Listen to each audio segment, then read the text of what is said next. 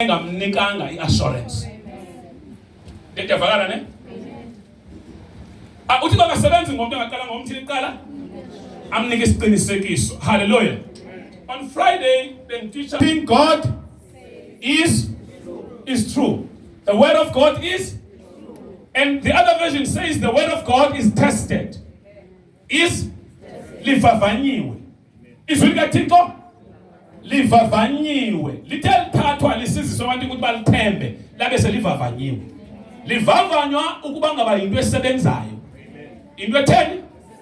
Never umthathele phansi a person that prays, umuntu othandazayo.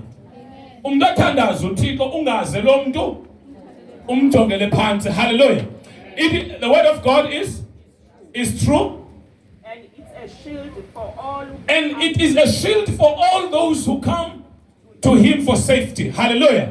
Yes, tell pants. Izwi likaThixo livavanyiwe. See, understand that? And the reason why uThixo esithela abantu apha bentela on Friday ubangaba kunzima ukuza kuThixo. Kunzima ukuzaphi? Kunzima ukufika kuThixo. Kunzima ukuzazi so ufikile kuThixo ukuba ube convinced uba utheni ufikile. Ukhona umuntu ongayingqina lonto. Kawenze nje isandla. Mamusudla ningayingqina lonto. Kunzima ukuza kuThixo abazalwane. Any preacher ethi kulula ukufika kubani uba yazi yaxoka. Ngoba yonke indawo othi sowufike kuyo ujika ungazazi ungaqiniseki noba sowufikile na ulaqaza ngoba usowukuyo udinga iassurance yokuba ndifikile andaba ndiyavakala na jonga xa usiya let's say uya at Pick and Pay mamele ne uya kwa and kwa Pick and Pay uyodibana no Mr. Ngcezula.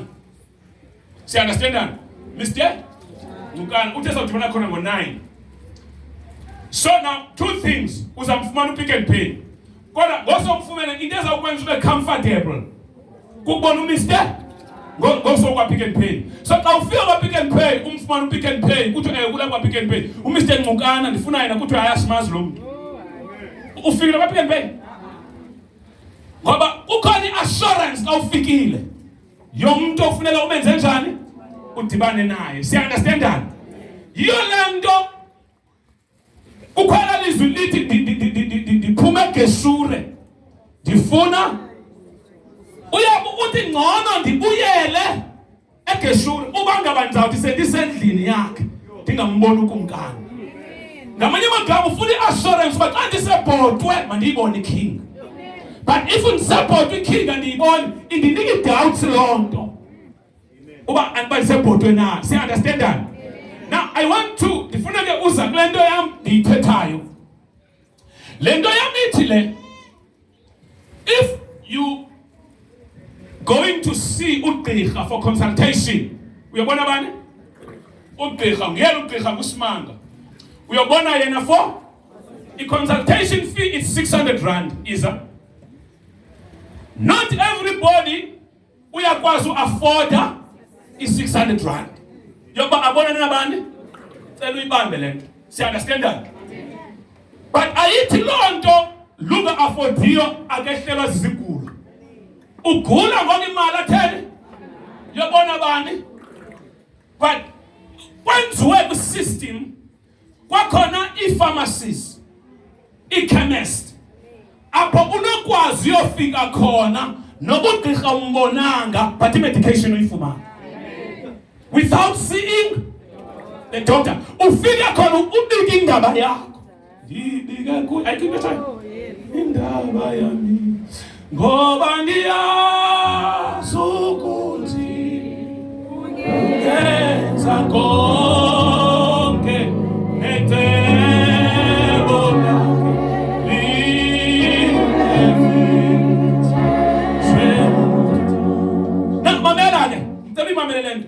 Now, ungiyelo uyagula ubheke chemist. Awuyangaphi? And awufike chemist kukho into ebhalwe self medication. Kukhona icala libhalwe prescription. Abaye bagqirha bafola phi? Baphethe prescriptions zabo. But kukho abazizele straight phi? Into yokuqala xa ufikayo ufika kula pharmacist ingamazibanga abantu athi cela ufuna ntoni? Uthi wena kukho into enyuka apha. ifike irhawuzele lapha umamele ndiyakhohlela kancinci awugqiba xa ufumanelwe into ethile uphume ekhemist uphethe le nto uyitheni uyifuna siunderstandana ne akukho wrong ukuya ekhemist xa ungakwazi ukuyaphi kwagqirha na ndithi ke kuwe izwi likaThixo it's like a chemist for those abangakwazi uyofika kuThixo xa ufike ezwini likaThixo ufike kuThixo ukhona amen abantu ndiyavakala na ndithi bakhona abantu bamusundla abangakwaziyo uyofika kubani kugqirha kuThixo ngoba akho lula ukuyofika kubani akho lula but uThixo uyenza ya possible into yokufika kuye ngokuthi uthi xa ufike ezwini lakhe ufike ezwini lakhe uphile ufike phi uthi xa ufika ku-Isaiah chapter 54 verse 17 athi no weapon formed against me that will prosper ngelo xesha uThixo awukholaganga naye kodwa ukholage nezwi lakhe and xa ufike ezwini lakhe ufikile kuye Indumiso 131 no not 131 not 131 just khumbula zithi for he has exalted his word above his name uphakamise izwi lakhe ngaphezu kwegama lakhe ngamanye amagama uthi izwi xa ufike kulo ufikile kulo ndiyavakala bazalwane intwembi kukunqatyelwa nguThixo uphinde unqatyelwe lizwi kuze ummelwane wakho xa into ezimbini yebrief mena ukwizwi ndiyavakala bazalwane jonga ma ufike eBhayibhileni ufike efamasi iBhayibhile yichemist but xa ufika kuyo ithona ngemivumbo yakhe ndiphilisiwe egazini lakhe izobe zihlanjiwe zixolele ukuba ubani ubuKristu Yesu sisidalwe esitsha bonani into zakhe zonke zisuke zadlule zindala zisuke zabantsha kuthi izwi kwincwadi ye2 Corinthians chapter 2 verse number 17 uThixo ikunika i-assurance uba once ufika apha sulakaza itsho kumelwana wakho ithi sulakaza once ufika apha sulakaza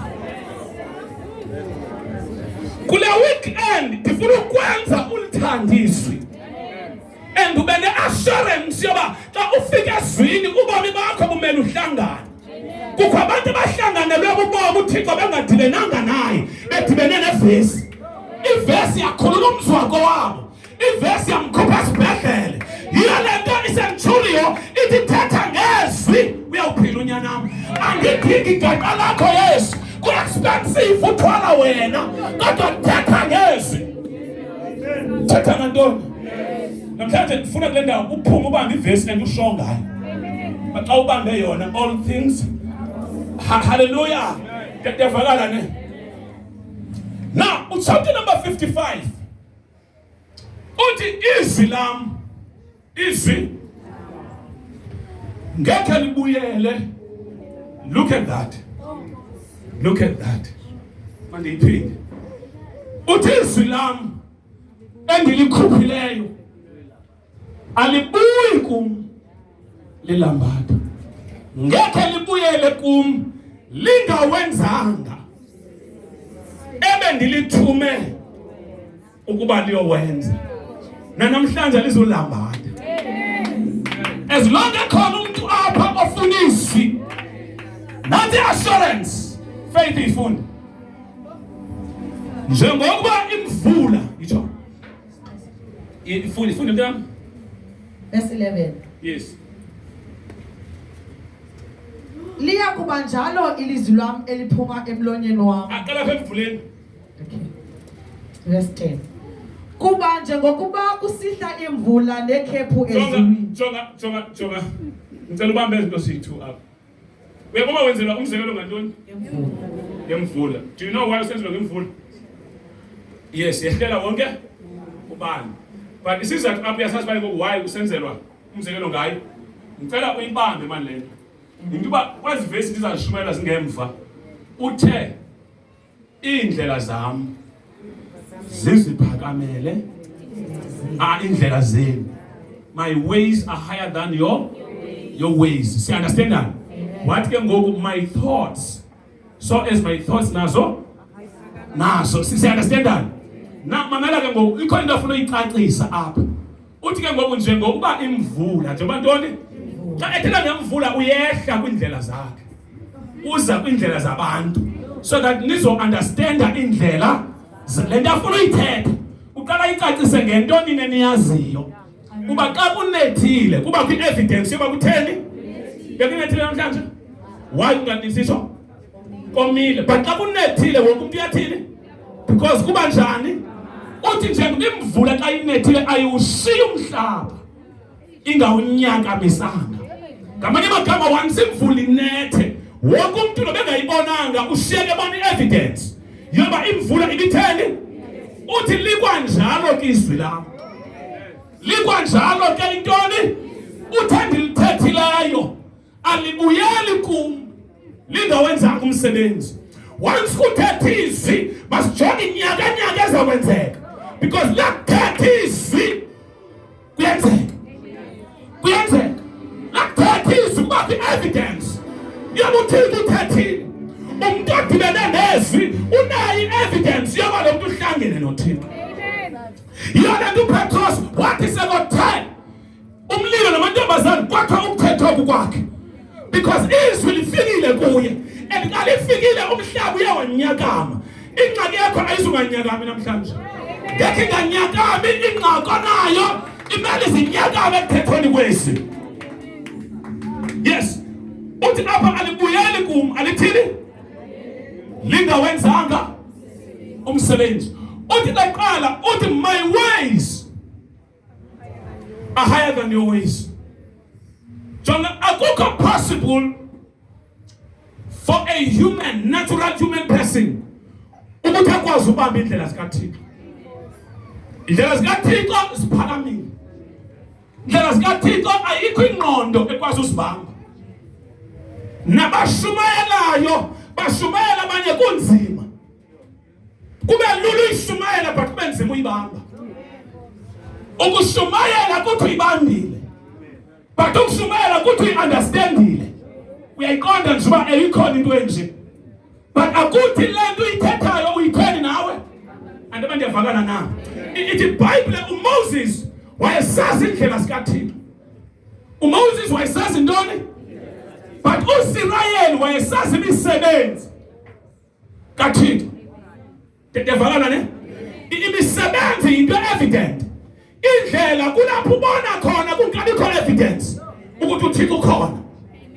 But uSirayeli wayesitaka kwi-dimension yendlela yemisebenzi kabani? Njengabantu abaninzi 90% yabantu apha bazi uThixo xa esebenzile. And uThixo usebenzile uyabuza umuntu ukuthi uthanda kule ngxaki kanti uThixo ukhona. Because ufuna imisebenzi kaThixo. Most people are more interested emisebenzini than the ways. And it's not a sin to be interested kwimisebenzi. Lona yi-dimension okuyo because kunzima ukwazana nendlela. Bazalwane ndingayithetha loo nto. Uyazi ndenzela ntoni uba ungabikho guilty. Xa ulala ungathandazanga. Uyazi uba akho lulu lala. No, ningandijongi jonga. Kukangaphi ulala ungathandazanga.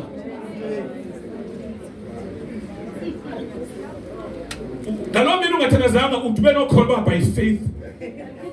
Njengoba ukhona ungenalo, but unemini uthi hayi by faith ndiyalala khona izakwenzeka. Faith uThixo unam. Hallelujah. Uthi indlela zami ziziphakamele indlela zenu. Uthi njengokuba amazulu ewuphakamele umhlaba. Look at the distance.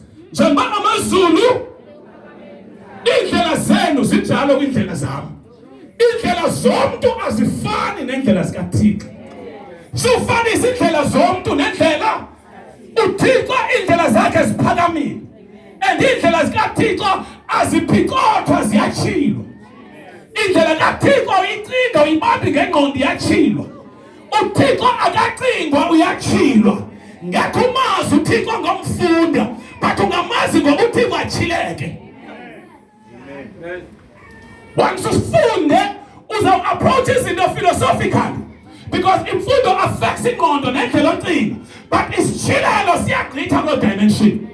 Indlela zakhe ziziphakamele, indlela zethu kutsho Thixo. Indlela zakhe kutsho yena. Uthi jongani indlela. Some of them are not understand. Stop trying to understand. Yeah, stop trying to understand God. You will never understand him. Because ukuze umuntu understand ufuna uengage ntoni? Ingqondo. uThixo akaphili kwi dimension yantoni? Bangapha abantu abakudala bezama understand uThixo. Hayi understand uThixo. Benike labona kwi status kwesinye kusithi uthi nabe imisebenzi ayithini? But ukhona uThixo. Nabe imisebenzi ayithini? Because amaxesha amaninzi amehlo ethu avuleke entweni esifuna ukuzibona. Zikhona amehlo ethu angafuni ukuzibona kodwa zikhona. But ufumanise uba awufuni ukuyivuma. Kodwa itheni? The fact that you are still alive, uThixo usebenzile ukhona. The fact that you are still alive, it's a miracle. The fact that wena usaphila, it's a miracle.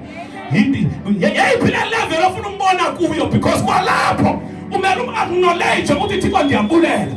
The fact that I'm still alive, being the person, knowing the person endinguye, andihambanga kwindawo endiqualifyayo uba mandibe ndiyaphila, kodwa ndinguyelo ndiyaphila.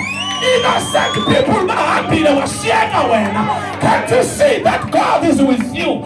Can't you see that the hand of the Lord is upon you? Zikhona izinto ongafuniyo wena uzibona, but zona ziyaqala ukuthi uThixo uhambile nawo. Jonga izinto agqithe kuzo zi-evidence yokuba kukhona i-higher power ahamba nayo. Jonga izinto aphila phakathi kwazo, jonga amayelenqe ophumele kuwo ayi-evidence. Bangapha abantu abafe ezingozini wasinda wena, but still uThixo awumbonanga. God is alive. He is alive. He is alive. He lives. Yaphila uThixo. Uyaphila. Yaphila uSimakade. Uyaphila. Nakuyo uyaphila. Namhlanje ngizavula wena amehlo ukuthi you are not alone. uThixo kweso simo phansi kwakho. Baninzi abakunezo zimo abakwazi usurvive abazichoma. But when you are still standing and une-assurance yokuba nepasi uzayifumana, uyithatha aphi i-assurance? Because the Spirit of God within you siyakuxelela ukuthi usazawuphila. And nangoku busy uyaplana for the next 5 years, uyithatha aphi i-confidence yama uplane for 5 years? Because apha kuwe ikhona into ethu, ukhona ndidingileyo, ukhona ongavumiyo unyawo lwam lushelele, ukhona ongavumiyo ukuthi unyawo lwam malenzakale. Isaya number 43 athi noba unqumle emifuleni yamanzi imilambo egcweleyo, amanzi awazi ukugubungela. Athi noba uhambe emlilweni, umlilo awuzuwenzakalisa. The assurance yokuthi you are not alone.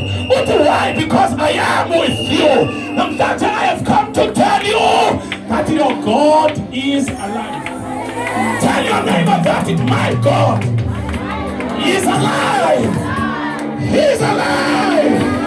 Your God is alive. Jamthanda uThixo okwazi ukugcina inqila elinjengawe. Ithi izilahleke but ingakolwa.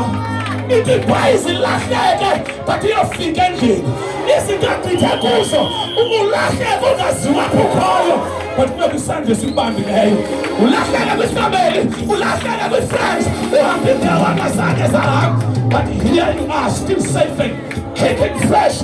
Your God is alive.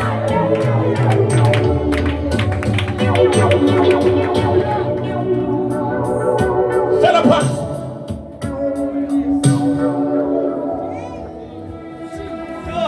Your God is a good God. Your God. Your God. Your God. I say your God. If ugcinile wena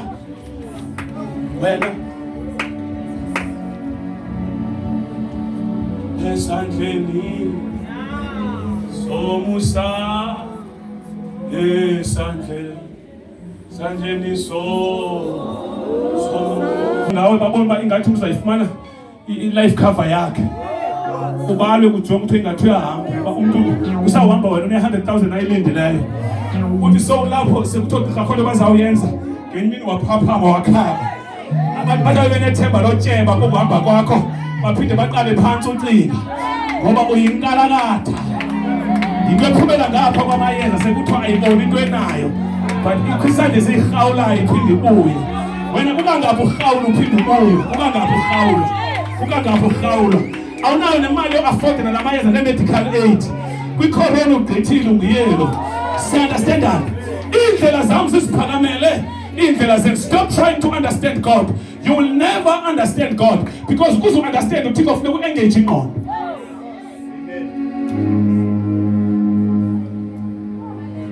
Namhlanje ndiyakubonisa indlela yokuphila nothixo, indlela yokuphila nabantu nokuphila ngothixo. Uthi my ways are higher than your ways. Just to confirm that, kucheke incwadi ye-Psalms chapter 131. Inhliziyo yam ayiphakamile, amehlo am akaqwayingile, andihambi ezintweni ezinkulu eziyimisebenzi ebalulekileyo kum. Inene ndiwuzolisile ndawuthozamisa umphefumlo wam. Ndiwenze njani?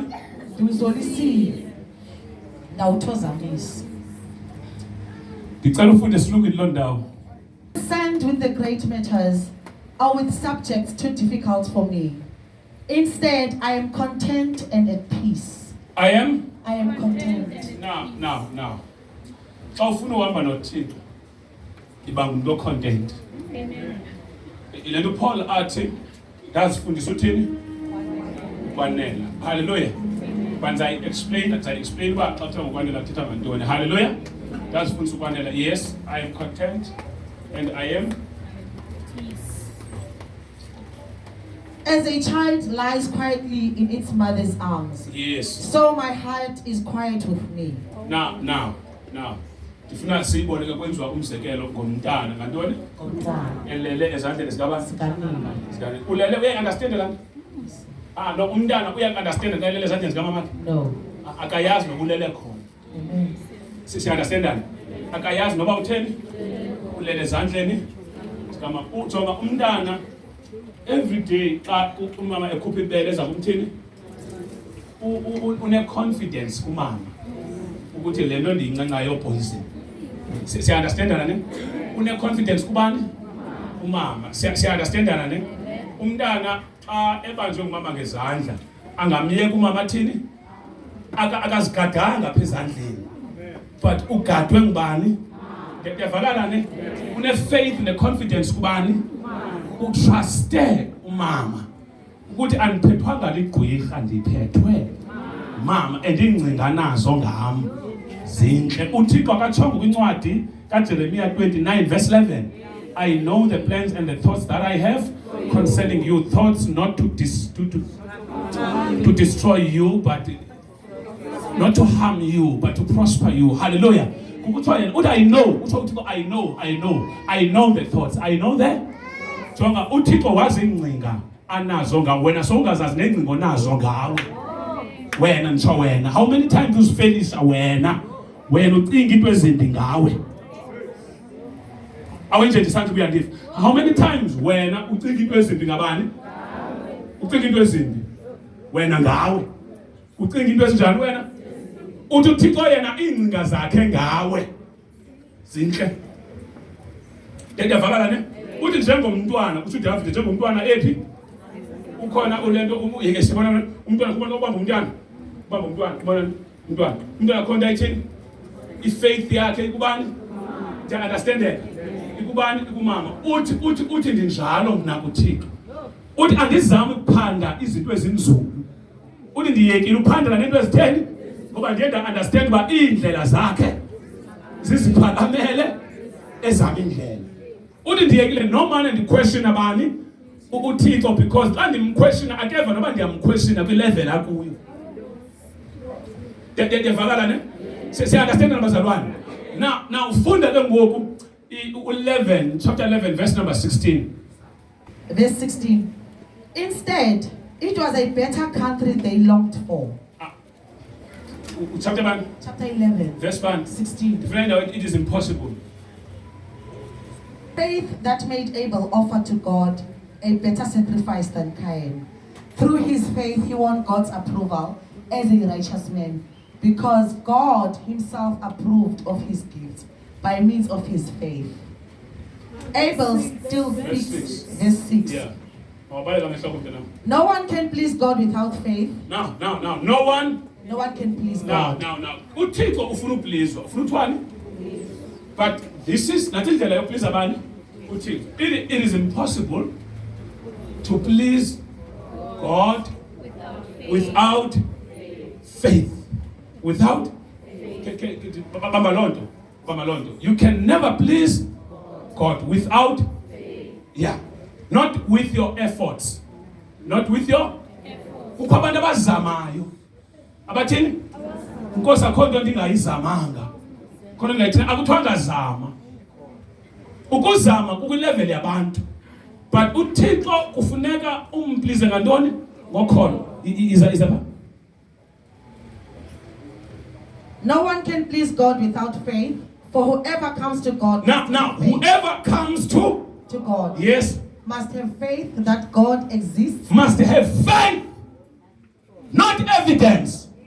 Faith, not evidence that God exists. Hallelujah. Amen. That he rewards. He rewards those who seek him. Those who seek him. Hallelujah. Amen. Now, mamela.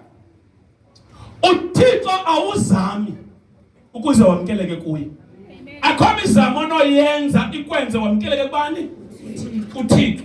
Because indlela zakho ziku-lower grade as compared to indlela zikabani? Ayikho matsha into ongayizama uthi uzama uphilisa uThixo. Indlela zikaThixo ziziphakamele ezethu indlela. Bangaphi kukangaphi uzama ufelisha? Every time uzama uthini? Kukangaphi uzama usondela kuThixo through prayer and fasting. Uthi sawuphakathi uthi yaku 20 days wehlulana le kuma 8 days uthi Nkosi yanibona. Because uThixo ngeke not nge-efforts zakho. I-efforts zakho sowuzama zisezantsi. Uthi apha xa ufuna ukunanelisa, have faith in me.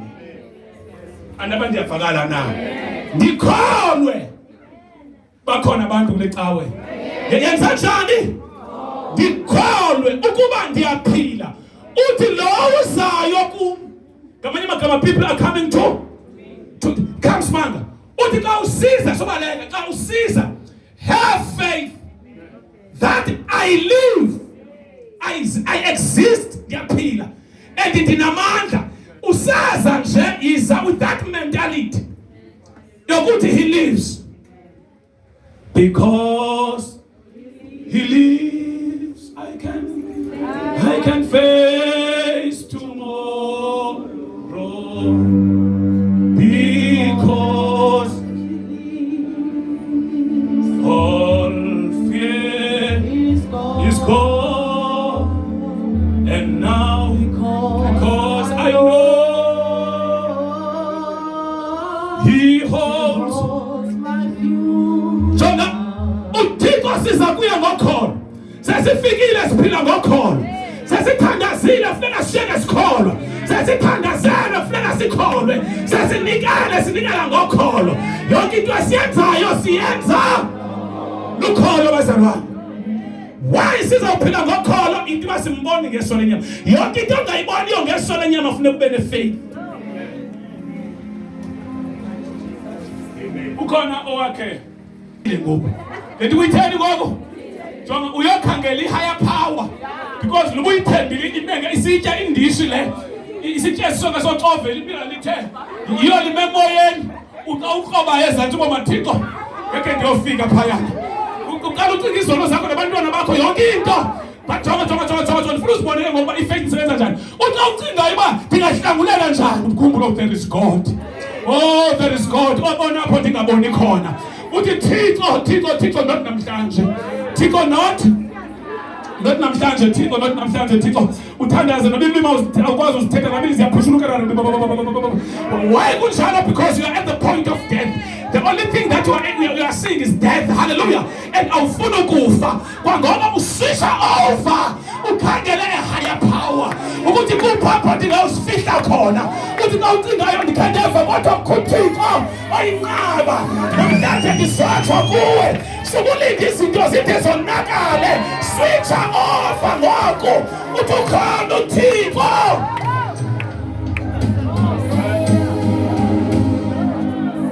Indlela zakhe ziziphakamele indlela zethu.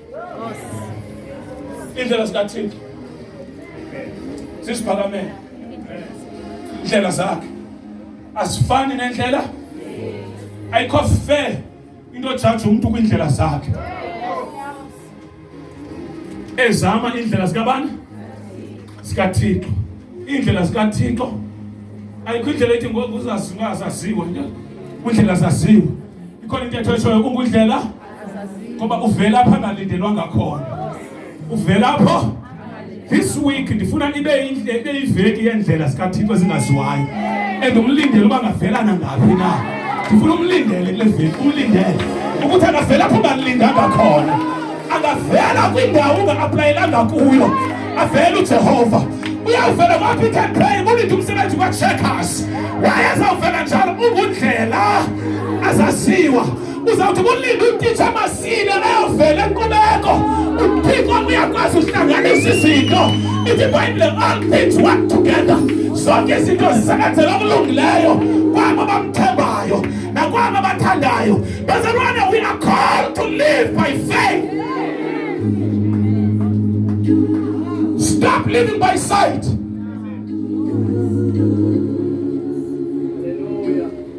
Live by faith. Uthi indlela zami nengcinga. Xa ufunda uJeremiah 29, I know the thoughts. I know. Londa ukuyo obuphelile. Kanti uThixo usene 50-year plan ngawe.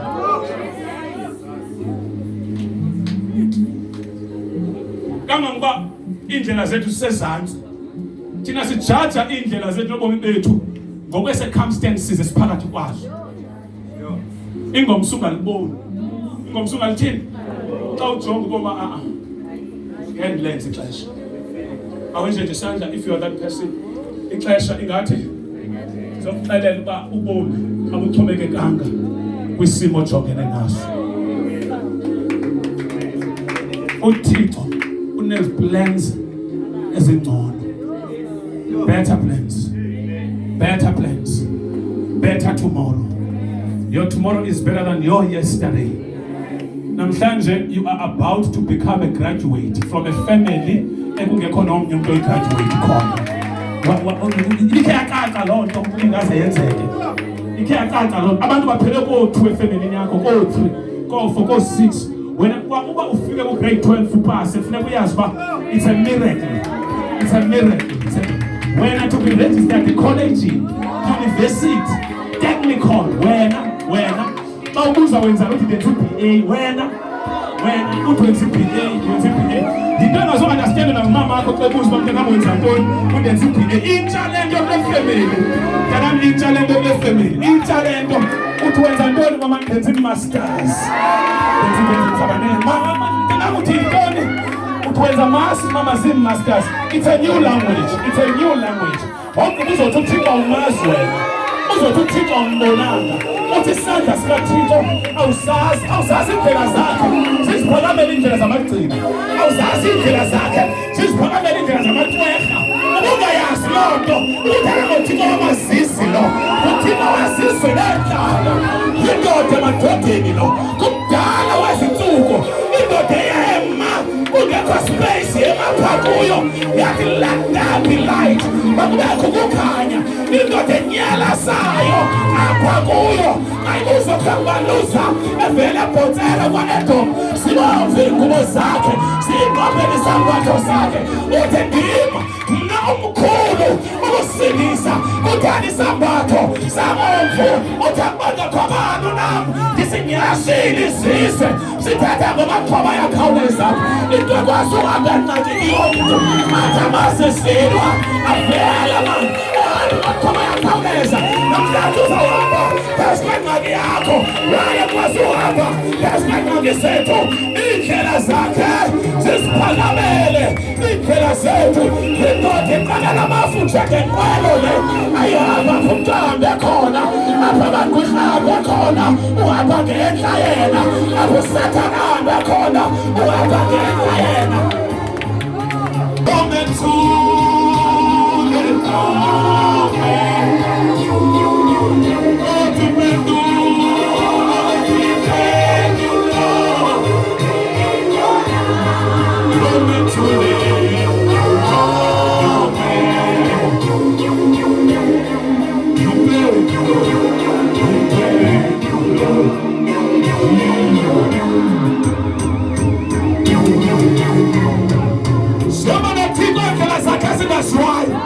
kodwa sisho umayena ngakuthi bana ngasixhasayo noma siyaxhaswa ayena ngakuthi uthi we are more than conquerors singenangena emfazweni we are more than conquerors.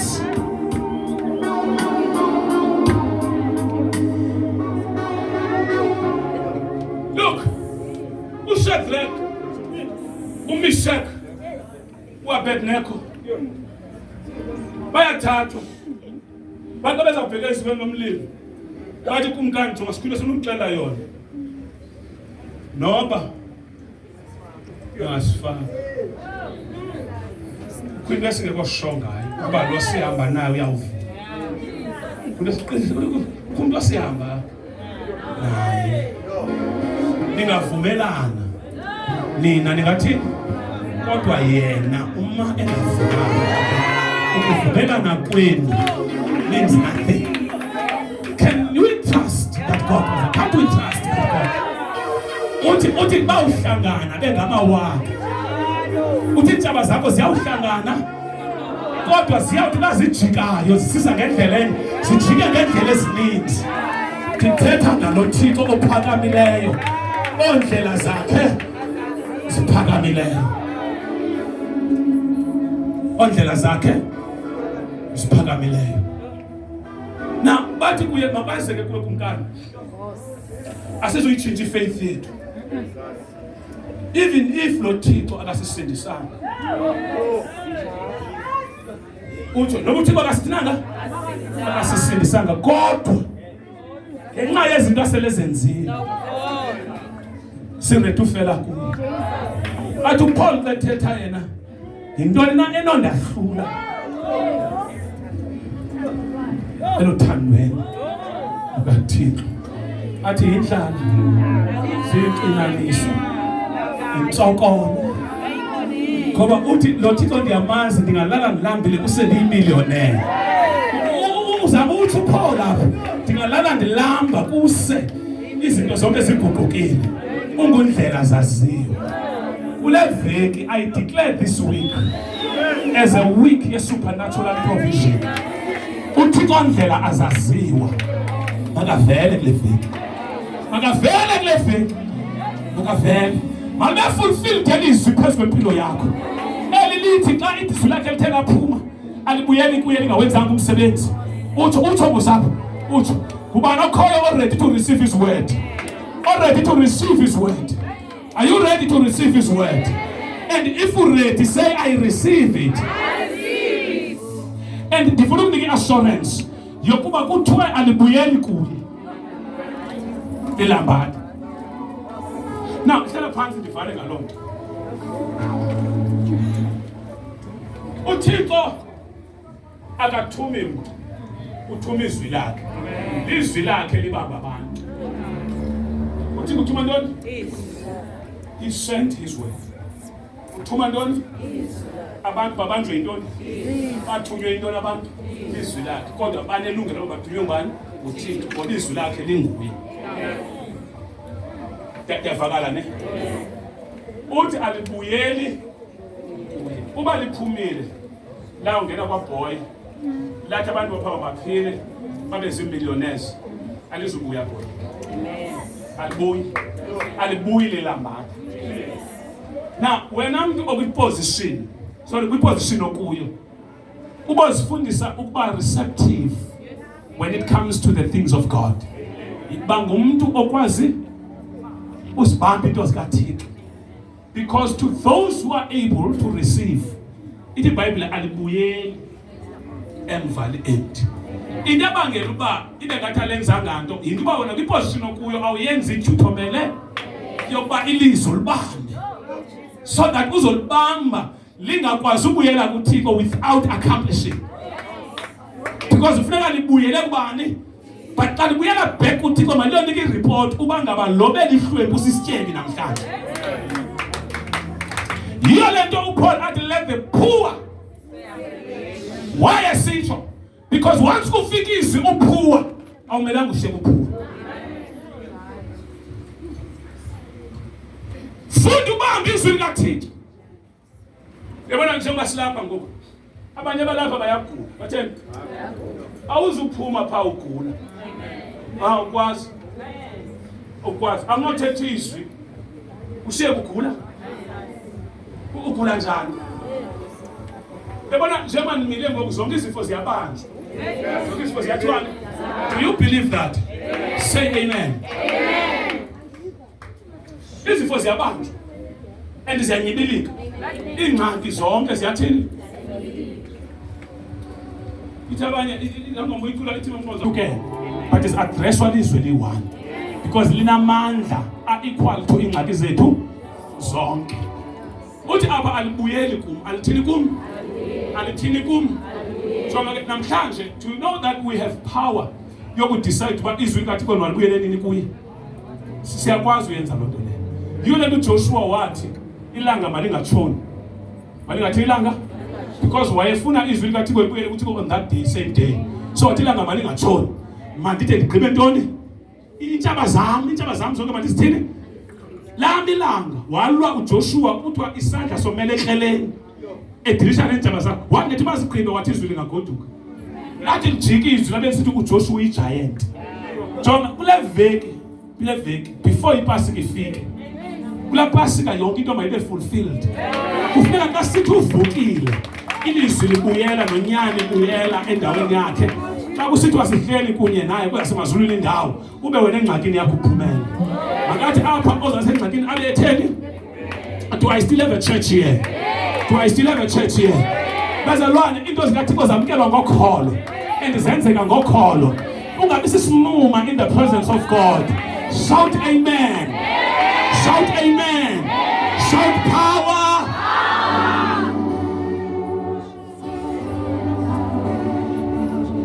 Now uthi alibuyeli kuye alithini kuye? Ngamanye amagama izwi eline return ticket aliyosinga hamba uphinde uthini, but xa uphumile uhambile uyo ana nomniki nomsebenzi makabuye ubani efumene promotion. Jonga omama ubuyeye kwi-age yakhe age 60 ufumane promotion by deputy principal age 60. Wena una 30 uthi promotion in the name of Jesus. I come against that spirit. At age 30 you can't be promoted at age 30. At age 60 phuma phayana bayamtshintsha mama yusithi bayamfuna at that age uyafunwa ngapha nangapha when you study.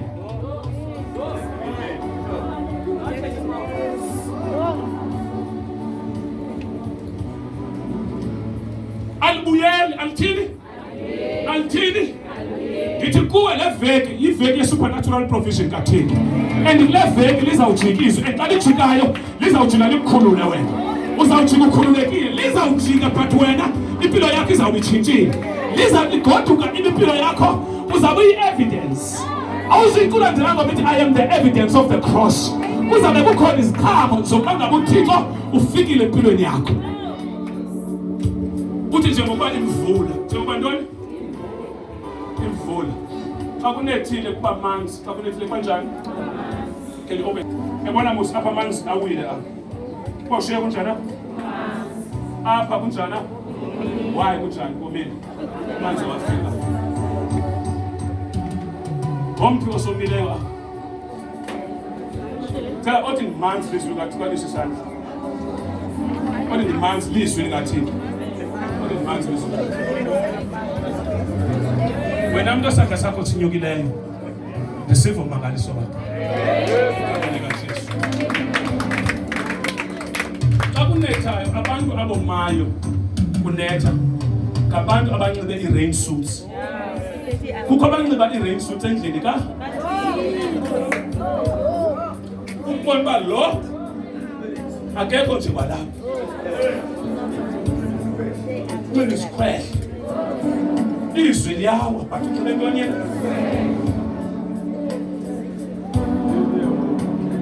Umuntu isikhwehle umuntu otrepheke ezingxakini zakhe in the presence of God. Utrepheke ezingxakini zakhe. Ufumanisa uba you are not allowed uba ngaba ucinge ngombane osendlini yakho ophelileyo eboxini yakho ngokulapha. Awuvumelekanga egameni lika Yesu. Awuvumelekanga uba xa uphuma apho ucinga uba ndizawutyana. Awuvumelekanga. No. When you are in his presence, forget about who you are nezingxaki zakho. Think about him. Ibe nguwe naye. Ithi Nkosi ndimanzise ngezwi lakho. Nkosi ndimanzise ngezwi lakho. Nkosi ndimanzise ngezwi lakho. Ndimanzise ngezwi lakho Nkosi. Saturate me, oh Lord. Jonga. Xa usephatini. Xa uphi? Ukhona ukuxelela uba umuva njani? Ungafika ungayazi. Ewa. Uqala ngizolo ndiphela igqoma endlini. U-DJ ngu-Amiyoni.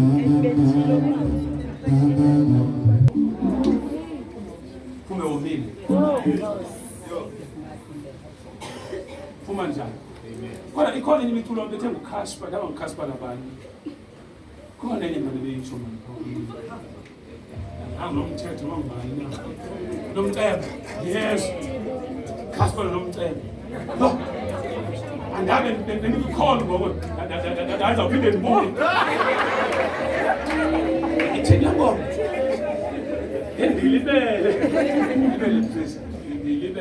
Ndilibele thina ngoma leyo. But jonga ne. Ndihlele roomini yami itsho kwelinye. Kodwa ngoku itsho kwelacala. Iyandimanzisa ngapha. Wena ngumomo ongakanani lo wena. Uhoma kangaka wena. Baba ngafika lo mshumayeli do. Umgonga kanani. Ithali kuye. Althini. And namhlanje I choose to believe his word. Alibuyi. If ufuneka libuyile mali ndishiye ndisendaweni endibele bakuyo. Mali ndishiye. Jongale one thing why kusenziwa again umzekelo ngemvula ufaith ebeyiphendula. iBhayibhile ithi uThixo imvula uyinethisa kubo bonke abantu. Amen. Ungabacinga uba xa unengxaki nomatshaya noThixo unengxaki nabantu. uThixo ungabomfaka. Siyanderstandana ne? Ngabomthini? Imvula uThixo uyinethisa ebantwini. Sekusithiwa uyathakatha negqirha igadi yaliba manzi. Amen. Waba mbona umuntu oligqirha baphele bonke abamsula shekele ko-90. Bonke abamsula bathini? Baphele. Uthi uyajonga nje ukabela ku-100. Kodwa kuthiwa uyathini? Ngoba uThixo umdlela azithini? Igqirha ingaligqirha kuwe nothi kuThixo. Hallelujah. Suvuma ukulokhwa yi-perception yabantu ngawe. SelukuThixo. Abantu bathi uthini uThixo yena. Because kuyindlela zakhe eziphakamileyo angangayithethi le nto ithethwa ngabantu kwiindlela zakhe eziphakameleyo. Namhlanje ndiconnecta wena ezindleleni zikaThixo, ezindleleni zikaThixo, ezindleleni zikaThixo. One more analogy. USirayeli xa ephuma eJiphuta kuthiwa akagugelwanga for 40 years ngoba iindlela zakhe zeziphakamele iindlela zethu. Akuguganga mpahla, babe bekhula entlango, ilanga libatshisa afika bengumqulu phezu kwabo welifu because kuyatshisa afike akho umbrella desert abakhavarisha uThixo ngelifu. Kuthi xa kubethe winter kubanda afika belifu lomlilo uyihitha phakathi kwabo uThixo. And kuthi awubhekwe eCanaan land indlela zakhe azifani neendlela zabantu. Baxa befika kwi-Red Sea ekhala bathi saphelela elwandle. Wathi uThixo ndisafuna utyhila iindlela zabo. Moses namaJiphuta niwabonayo ngekhe niphinde niwabone. Khomba ulwandle luzawuvuleka. Athi ucethethe umkokstad ulwandle lababona. Ndibhayibhile kwade bakhomba vuleka. Into engazange yenzeka. Lavule ulwandle nomfuli Jordan. Bekwele linkazimu ephakathi kwabo.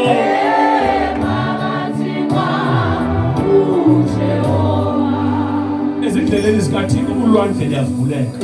Kwenzeka izinto ezingazange zenzeka. Kuqala izinto ezingazange zabonwa mntwini. Lavuleka ulwandle. Bacinga uba yinto ibinguMoses. uMoses wafa kwashiyeka uJoshua bajonga iRiver Jordan. Wafika wathatha ityeya wangena ngayo yavuleka iRiver Jordan. Kule veki akho mlambo uzawuma phambi kwakho. Kule veki akho mlambo uzawuma phambi kwakho. Akho mlambo ungazuvuleka kule veki. Yonke imilambo iyavuleka, yonke imilambo. Are you ready to cross over? Are you ready to cross to the other side? Are you ready? Siyawela kule veki, siyawela. Iveki yokuwela. Ithi Bhayibhile kwawela neentsana, kwawela namaxhegwazana. Sizabaweza besezilalini. Sizawutsho emthandazweni sithi mayiwele yonke ifemeli. Bazawulala bekwelinye icala, bavuke bekwelinye icala. Kule veki kuzawuqashwa nomama akho sezilalini. Kuzawuqashwa notata akho sezilalini. Le nto yenzeke kaphi izakwenzeka ezilalini. We are crossing over. Simele ngeenyawo zethu.